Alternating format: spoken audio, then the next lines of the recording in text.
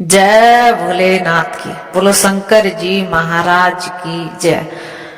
प्रिय भक्तों, आज हम सुना रहे हैं आपको शंकर जी यानी कि सोमवार की व्रत कथा। तो चलिए दोस्तों शुरू करते हैं। एक समय की बात है कि किसी नगर में एक साहूकार था। उनके घर में धन की कोई कमी नहीं थी, लेकिन उसकी कोई संतान नहीं थी। इस कारण वह बहुत दुखी था। पुत्र प्राप्ति के लिए वह प्रत्येक सोमवार व्रत रखता था और पूरी श्रद्धा के साथ शिव मंदिर जाकर भगवान शिव और पार्वती जी की पूजा भी करता था। उसकी भक्ति देखकर एक दिन माँ पार्वती बड़ा प्रसन्न हो गई और भगवान शिव से उस साहूकार की मनोकामना पूर्ण करने का आग्रह करने लगी। पार्वती जी की इच्छा सुनकर भगवान शिव ने कहा कि हे पार्वती, इस संसार में हर प्राणी को उसके कर्मों का फल मिलता है और जिसके भाग्य में जो है उसे तो भोगना ही पड़ता है। लेकिन पार्वती जी ने साहूकार की भक्ति का मान रखने के लिए उसकी मनोकामना पूर्ण करने की इच्छा जताई।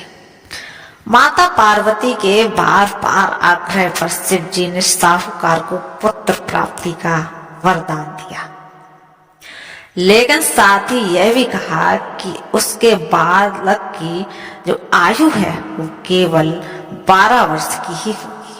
माता पार्वती और भगवान शिव की बातचीत को साहूकार भी सुन रहा था। उसे ना तो इस बात की खुशी थी और ना ही दुख।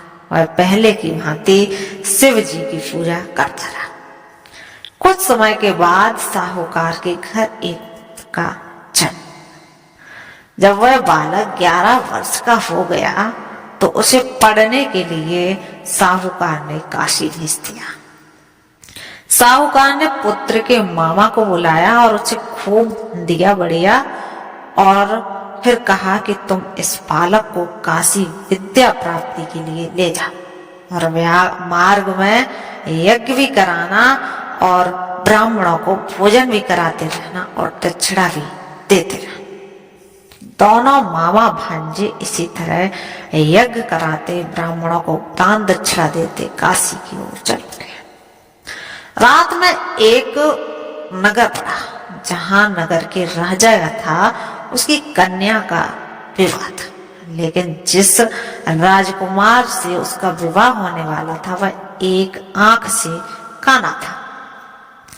राजकुमार के पिता ने अपने पुत्र के काना होने की बात को छुपाने के लिए एक चाल सोची। उसने सोचा क्यों ना साहूकार के पुत्र को देखकर उसके मन में विचार आया। उसने सोचा क्यों ना इस लड़के को दूल्हा बनाकर राजकुमारी से विवाह करा दूं और विवाह के बाद इसको धन देकर विदा कर दूंगा और राजकुमारी को अपने नगर ले जा लूंगा।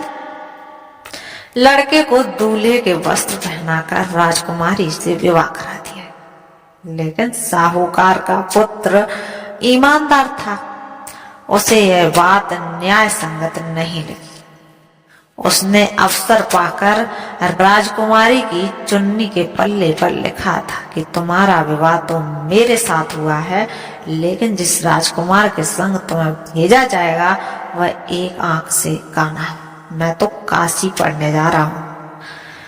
जब राजकुमारी ने चुन्नी पर लिखी बातें पढ़ी तो उसने अपने माता पिता को यह बात बताई। राजा ने अपनी पुत्री को विदा नहीं किया, जिससे कि बारात वापस चली गई और उसकी चाल नहीं चल पाई। दूसरी ओर साहूकार का लड़का और उसका मामा काशी पहुंच गए और वहां जाकर उन्होंने यज्ञ किया। जिस दिन लड़के की आयु 12 साल की हुई उसी दिन यज्ञ रखा गया। लड़के ने अपने मामा से कहा कि मेरी तबीयत कुछ ठीक नहीं लग रही। मामा ने कहा कि तुम अंदर जाके सो जाओ। शिव जी के वरदान के अनुसार कुछ ही देर में उस बालक के प्राण निकले। मृत भांजे को देख उसके मामा ने विलाप किया। संयोग बस उसी समय शिव जी और माता पार्वती उधर से ही जा रहे थे। पार्वती ने भगवान से कहा, स्वामी मुझे इसके रोने का स्वर सहन नहीं हो रहा, आप इस व्यक्ति के कष्ट को अवश्य दूर करो।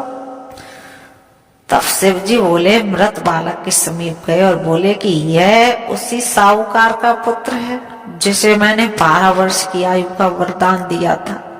अब इसकी आयु पूरी हो चुकी है, लेकिन मातृ भाव से विभोर माता पार्वती जी कहने लगी कि भाई महादेव, आप इस बालक को आयु देने की कृपा करें, अन्यथा इसके वियोग में इसके माता पिता भी तड़प तड़प कर मर जाएंगे। माता पार्वती के आग्रह पर भगवान शिव ने उस लड़के को जीवित होने का वरदान दे दिया। शिव जी की कृपा से वह लड़का जीवित उठा। शिक्षा समाप्त करके लड़का मामा के साथ अपने नगर की ओर चली। दोनों चलते हुए उसी नगर में पहुंचे जिस नगर में उनका विवाह। उस नगर में भी उन्होंने यज्ञ का आयोजन किया। उस लड़के के ससुर ने उसे पहचान लिया और महल में ले जाकर खूब खातिरदारी की और अपनी पुत्री की विदा कर दी।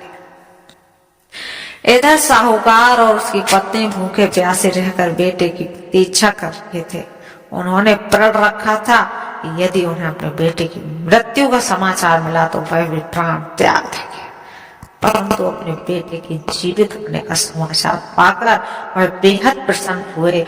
उसी रात भगवान शिव ने व्यापारी के स्वप्न में आकर कहा, हे श्रेष्ठी, मैंने तेरे सोमवार को व्रत करने और व्रत कथा सुनने से प्रसन्न होकर तेरे पुत्र को लंबी आयु का वरदान किया है। इसी प्रकार जो सोमवार का व्रत करता है, कथा कहता है और कथा सुनता है, उसके भी सभी दुख दूर होते हैं और समस्त मनोकामनाएं पूर्ण होती हैं। बोलो शंकर भगवान की जय, बोलो माता पार्वती की जय। प्रिय भक्तों, आप भी अवश्य कथा को सुने और पढ़े, आपकी मनोकामनाएं पूर्ण होंगी। कल फिर मिलते हैं एक नए वीडियो के साथ। तब तक के लिए चैनल पर नए हैं, चैनल कर लीजिए सब्सक्राइब और कमेंट बॉक्स में जय मां पार्वती, जय शिव शंकर लिखना। धन्यवाद।